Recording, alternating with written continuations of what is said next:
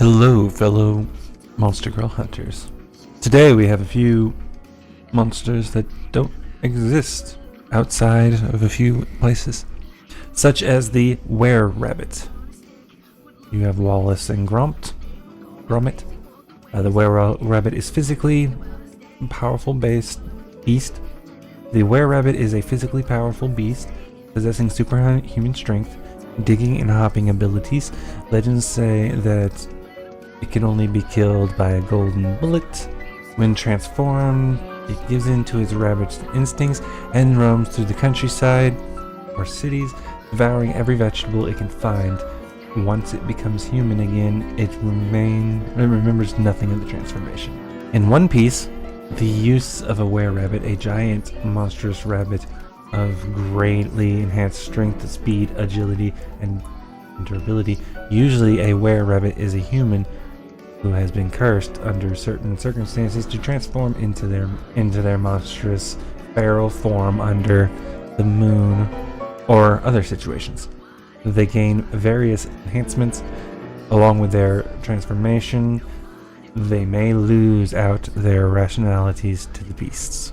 Over time, however, the person may transform into a were-rabbit at will, or even start out as a purebred one. In D&D, the were-rabbit has a set of abilities. Ability keen hearing and smell. The were-rabbit has the ability of wisdom, perception, effects that rely on hearing and smell. Innate spellcasting. The were-rabbit innate spellcasting ability is wisdom. Spell save DC 13. The were-rabbit can innately cast the following spells, requiring no components: Expeditious Retreat, Haste, Longstrider, Fate Changer. The were-rabbit can use its action to polymorph into a small rabbit humanoid hybrid, or into a giant rabbit, or back into its true form, which is humanoid. Its statistics, other than its size and AC, are the same in each form. Any equipment it is wearing or carrying isn't transformed, it reverts back to its true form dies. From the Monster Girl Encyclopedia, the were-rabbit is a beastman with rabbit characteristics. Found in large numbers of grassy regions, they are more gentle than other beastmen and friendly to humans.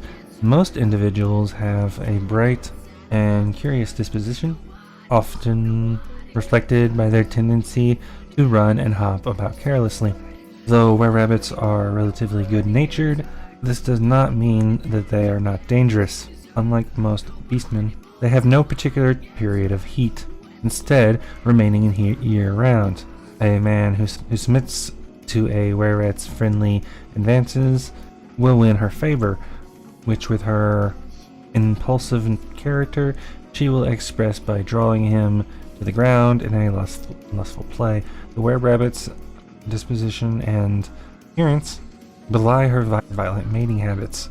Once a were-rat has caught a man, she will mount him much like a rabbit, riding him roughly to the peak of her climax. A man may attempt to run from an excited were-rabbit, but his chances of escape are low due to the were-rabbit's swift, strong legs. It has been said, though not confirmed, that some were-rabbits experience some profound loneliness that is possible for them to perish from. When one takes a liking to a man, she wishes to be with him at all times, pressing her body to him. For intercourse, it is the most direct and innate and in the intimate way for her to be near him. The next time she spends with her man is the happiest of her life. There's a legend that says if a man follows a were-rabbit discreetly as she meanders and hops about, they will eventually find themselves in a place called Wonderland. This realm is said to be a curious plane in which monsters in similar states of constant arousal cost men for frenzied sexual activity at all times. However, no one who has ever returned from the fabled Wonderland, so it is impossible to confront the validity of its tale. Indeed, it is all but impossible to follow a were-rabbit without being detected by the keen hearing of their large ears. it is far more likely that she will draw a man into her arms than lead him to Wonderland. Metaphor. Right. Next is sheep people, which again, there's not much on. From Divinity: Original Sin, they have a quest called the Legend of the Were-Sheep.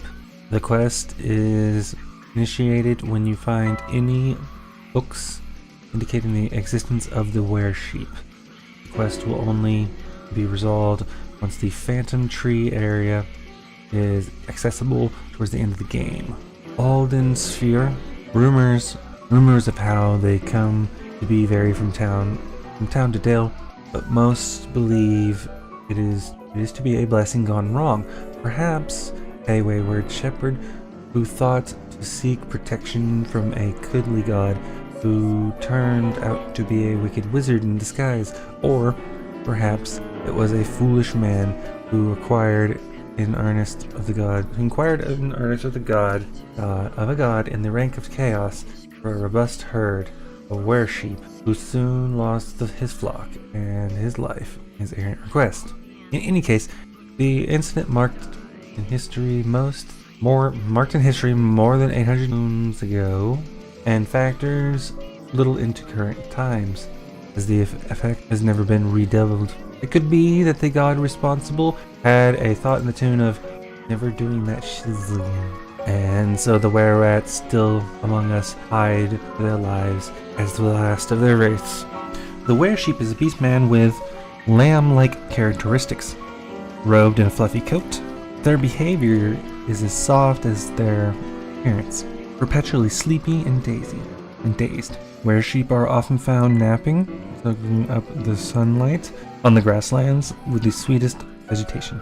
When a were-sheep sees a human man, she smiles gently with her heartfelt joy and approaches him slowly, and she softly draws him close and fondly rubs her fluffy body against his. This is the point at which the typical monster would force him to the ground, rape him, and savor the delight of his essence. But were-sheep do nothing so sudden, as they seem content simply to be near the man. However, this is in fact a were-sheep's method of attack. The coat breathing her body contains horrific mana, which causes the man to become drowsy as she holds him and rubs him against her full fluffy coat. While the man's thoughts become cloudy, he begins to remove his clothing. He peers at his exposed sex with a warm smile, guides it in between her legs, and uses her weight to sink deep inside of herself, deeply into herself. Then she sways her hips back and forth, gently riding up and down his sex, holding him tenderly. All the while, the man will be filled with a sleepy pleasure, helpless in her arms, and by the time he releases his essence into the were-sheep, so lulled by her that he will drift away into slumber. Meanwhile, the were-sheep herself slips in, curling atop his body with his members still inside. When the man at last wakes, he will find himself hard once more, the were-sheep's loving heat readying him for a second round. The were-sheep is woken by awareness of the man's growing dick inside of her. She smiles sleepily at the man and resumes the rise and fall of her hips. The slow bliss of drowsy sex soon brings him to orgasm once again. The wool of the were-sheep is prized as a material for bedding and bed clothing due to the sporific mana it contains. This comfortable, full-bodied bedding provides a deep, restful sleep that refreshes with just a brief nap. Because of this, the wool commands a high price, and as it grows back after being sheared, many humans raise were-sheep commercially. The issue, however, is that without their seducing wool, were-sheep lose the stupor of their gentle disposition. Upon release from its magic, they are likely to demonstrate their innate monstrous lust.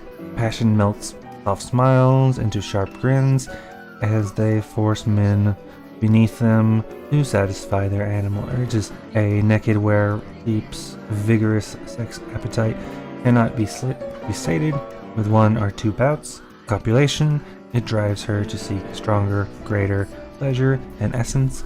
She will rut with the man like a feverish animal, a lazy leer spread across her face as her body drinks up his seed. Thank you very much, and I hope to see you again.